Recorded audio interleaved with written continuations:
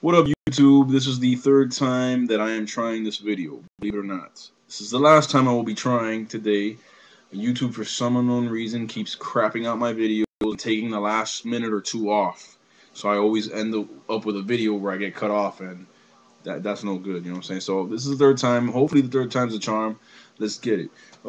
This is a classic NES game review. I'm doing two, so it'll be two videos. The first one is a game that I feel is very misunderstood and very underappreciated. Gets a lot of unwarranted hate in my book, and that is Jaws on the original NES, Nintendo Entertainment System.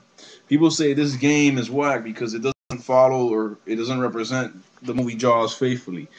Yes and no. No, it does not represent the movie Jaws faithfully, but it does represent Jaws for the Revenge, which was the last sequel in the Jaws saga, and it was the most currently released movie when this game was made. If I'm not mistaken, Jaws for the Revenge was made in '87, and this game came out in '87. So there you have it. Really, the game it's a nice little action game. It's got a couple of different gameplay factors, which I'll tell you about. First of all, the title screen is epic because the title screen has the Jaws word, the word Jaws with red letters, but the A has been replaced by the shark coming out of the water, just like on the cover. And you hear the Jaws theme, the little 8-bit version. They do a pretty good job too. So once you press start, you're thrusted right into the boat. And if you are a Jaws fan and you've seen Jaws: The Revenge, you'll recognize the boat. It's Ellen Brody's boat from Jaws: The Revenge. And you're in an overhead map perspective of Amity Island and the surrounding waters, and your objective is to take that boat and navigate it across the map to the other side where there is a marina. So you want to go from your marina to that marina, back and forth from marina to marina, in the hopes of powering up every time you port or you dock, so that you can get to an appropriate power level where you could take on Jaws. The problem is that as you're navigating back and forth, every once in a while you'll come across a message that says you hit something, and it'll force you to dive in the water to investigate. Now, reviewers get mad here and they say, well, the game lied to us. There's nothing there. When you go in the water, you see that there's nothing there. So what? It's an 8-bit game. They needed some excuse to get you into the water, unless you want to play an entire game dragging a little boat across a map screen, which I doubt. And as a matter of fact, I'm glad the game forces us into the water, because that's where the real gameplay takes place.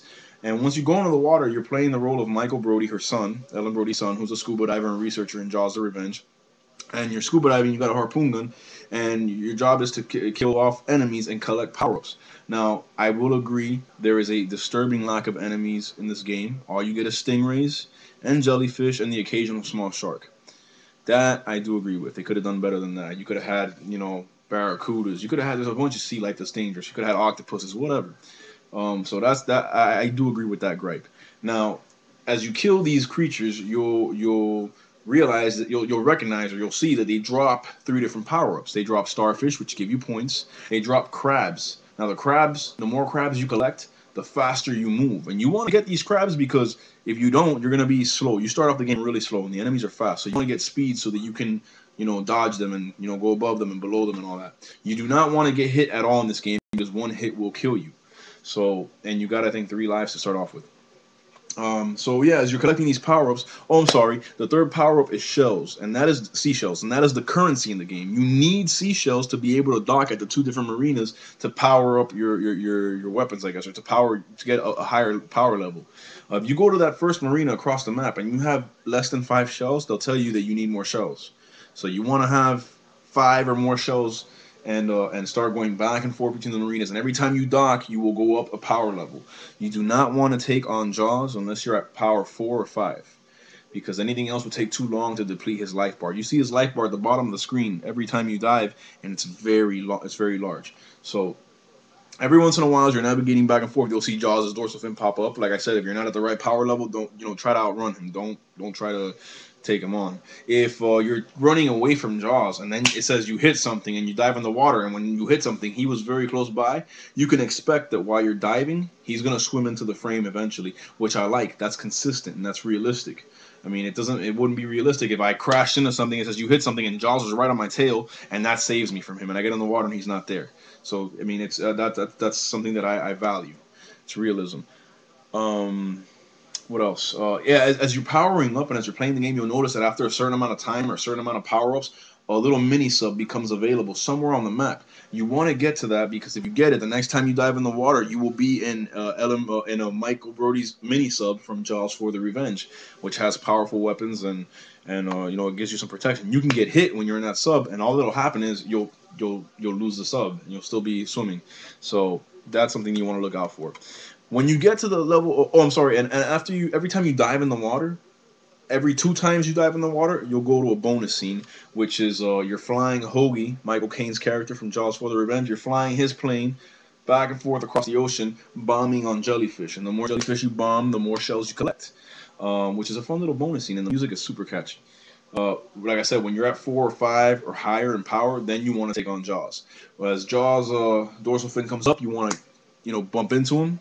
Then you want to deplete his energy bar. Just shoot him and shoot him and shoot him, and you'll deplete his energy bar rather quickly if you're at 4 or 5 or higher. And once you do, you haven't killed him though. What you've done is you've earned the opportunity to go head on with him and deliver the killing blow. If you watch Jaws for the Revenge, you'll notice that the way they killed him was they got him to swallow a tracker, and then they used an electromagnetic pulse. And every time they activated that pulse, he jumped out of the water, and then they just ran him through with the spear at the end of the boat. Well, that's what you got to do in this game, which again is a very faithful follow-up and a very faithful representation of the movie.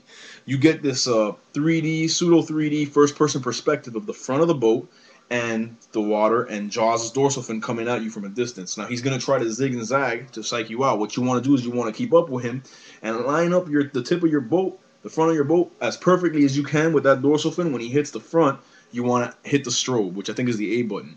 When you hit that strobe, you got 3 chances, 3 strobes. When you hit that strobe, he's gonna come out of the water and he's gonna spin. You want to wait till the white of his belly is showing, and then press the other button, and you'll jab him through.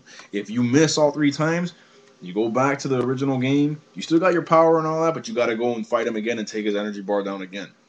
If you do it right, you'll stab him with a boat. You'll see Jaws sink down to the bottom of the ocean, just like in the movie. And then you'll see this nice little scene with the sunset and the island, and then the plane, you know, riding out into the sunset, which is just how the movie ends. So there you have it. That's Jaws the Revenge. Graphics are pretty decent. They're not bad. They're good. You know what I'm saying? It's a colorful game. It's fun, man. I mean, it's got 3 different gameplay perspectives. Like I said, it's got the over-the-head map view, it's got the side-scrolling swimming in the water and destroying enemies, and then it's got the first-person perspective in the final battle with Jaws. Very faithful follow-up to the movie. The music is catchy. The sound is great for an 8-bit game. You know, and it is repetitive, but a lot of NES games were repetitive. It does have a lot of action. You're constantly getting hit by stuff and having to dive in the water and investigate, and the enemies do get harder and faster and more challenging as you keep going and as you power up. So I hope you guys enjoyed the review. If you try this game with an open mind and, you know, just honest to yourself, you'll see that there's really not much to hate. It's not the greatest game in the world, not by far. It's a movie game, but it's still a decent one. So check it out. My number review for this game is a 7.5 out of 10. Would have been a 8 or higher if they would have had better enemies and more enemies, but you know, that's the part where they messed up. But it's a very good movie game for the NES. Jaws on Nintendo Entertainment System. Check it out, man. It's not as bad as people make it seem. It's actually quite fun. God bless y'all and stay gaming.